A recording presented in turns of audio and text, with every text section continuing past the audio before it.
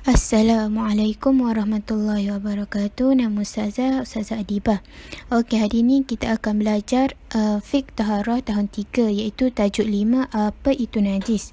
Okey, mungkin ada pelajar yang dah belajar tajuk ni dan ada yang belum belajar. Okey, bagi pelajar yang dah belajar tajuk ni, boleh dengar betul-betul buat sebagai ulang kaji, dan bagi pelajar yang belum lagi belajar, minta bagi perhatian betul-betul apa yang akan Ustazah terangkan. Okey, para pelajar boleh buka buku fiqh taharah muka surat 16. Okey, sebelum tu kita pergi kepada objektif pembelajaran. Okey, nanti di akhir pembelajaran hari ini, Ustazah harap murid dapat menyebut pengertian najis dengan betul dan menulis semula dalil bersuci daripada najis, dan murid juga dapat menulis semula jenis-jenis najis. Okey, seterusnya kita pergi kepada firman Allah Subhanahu wa taala, A'udzu billahi minasyaitonir rajim. Bismillahirrahmanirrahim. Innallaha yuhibbut tawwabin wa yuhibbul mutatahhirin. Maksudnya, sesungguhnya Allah mengasihi orang yang banyak bertaubat dan mengasihi orang yang sentiasa menyucikan diri. Surah Al-Baqarah ayat 222. Okey, sesungguhnya Allah mengasihi orang yang banyak bertaubat. Bertaubat daripada apa? Bertaubat daripada kejahatan ataupun maksiat yang telah kita lakukan, dan mengasihi orang yang sentiasa menyucikan diri. Okey, menyucikan diri daripada apa? Menyucikan diri daripada segala kotoran. Okey, sekarang saya akan bagi tahu maksud setiap perkataan ayat Al-Quran ini. Okey, innallah, sesungguhnya Allah, yuhibbu, mengasihi, at-tawwabin, orang yang banyak bertaubat, wa yuhibbu, dan mengasihi, al-mutatahhirin, orang yang sentiasa menyucikan diri. Okey, sekali lagi, innallah, sesungguhnya Allah, yuhibbu, mengasihi, at-tawwabin, orang yang banyak bertaubat, wa yuhibbu, dan mengasihi, al-mutatahhirin, orang yang sentiasa menyucikan diri. Okey, seterusnya kita pergi kepada maksud najis. Okey, para pelajar boleh tengok perbualan di antara dua orang pelajar serta ustazahnya. Okey, seorang pelajar tu dia cakap dekat kawan dia, Ahmad, mari kita tanya pada ustazah apa itu najis. Apa kawan dia cakap? Jom, saya pun sudah lama ingin tahu apa itu najis. Okey, lepas tu dua orang pelajar tu pun pergi bertemu ustazah. Okey, dia cakap, Ustazah, apakah maksud najis? Okey, apa ustazah tu jawab? Najis ialah benda kotoran yang menghalang sah solat jika terkena pada badan, pakaian atau tempat solat. Okey, yang ustazah garis tu adalah maksud najis. Okey, para pelajar boleh ikut ustazah baca.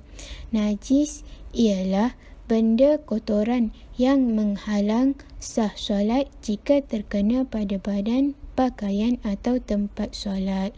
Maksudnya, segala kotoran yang terkena pada badan kita ataupun pakaian ataupun tempat solat yang menyebabkan solat kita batal, itu adalah najis. Okey, seterusnya kita pergi kepada pembahagian najis. Okey, pembahagian najis ni ada 3. Okey, kita boleh tengok pembahagian najis ni berdasarkan perbualan dua orang pelajar tadi dengan ustazahnya. Okey, ustazah akan baca perbualan tersebut dan ustazah minta para pelajar ikut sekali ustazah baca. Okey, apa pelajar tu tanya? Ustazah, saya dengar najis terbahagi kepada beberapa bahagian. Apakah bahagian-bahagiannya? Okey, apa ustazah tu jawab? Oh, bahagian-bahagian najis. Betul lah apa yang kamu dengar itu.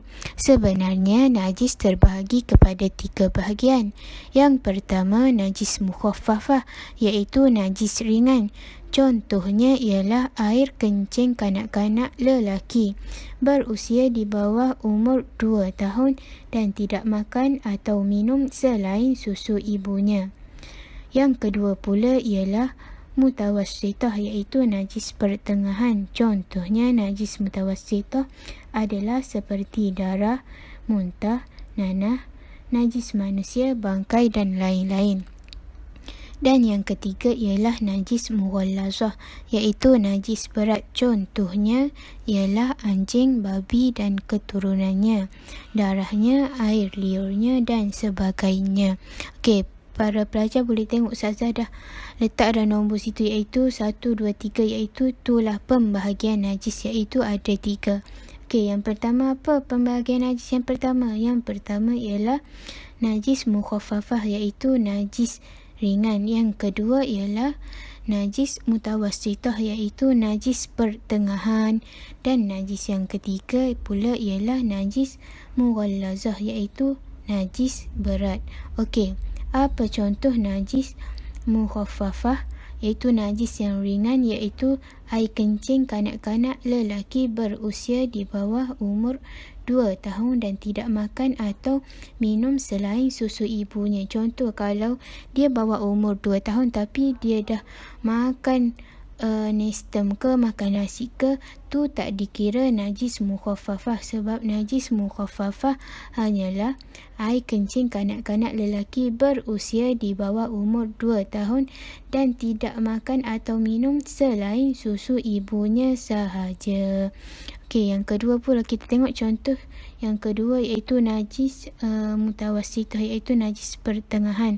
Contoh najis mutawassitah ialah darah, muntah, nanah, najis manusia, bangkai dan lain-lain. Yang ketiga, contoh bagi najis mughallazah, iaitu najis berat, ialah anjing, babi, keturunannya, darahnya, air liurnya dan sebagainya. Itu adalah contoh najis mughallazah. Okey, Ustazah harap para pelajar faham dan dapat apa yang Ustazah terangkan tadi. Dan Ustazah minta para pelajar buat latihan dalam buku teks muka surat 18 dan 19. Semua pelajar perlu menyiapkan latihan dan dihantar kepada Ustazah. Okey, pastikan pelajar siapkan latihan pada muka surat 18 dan 19 dan hantar kepada Ustazah.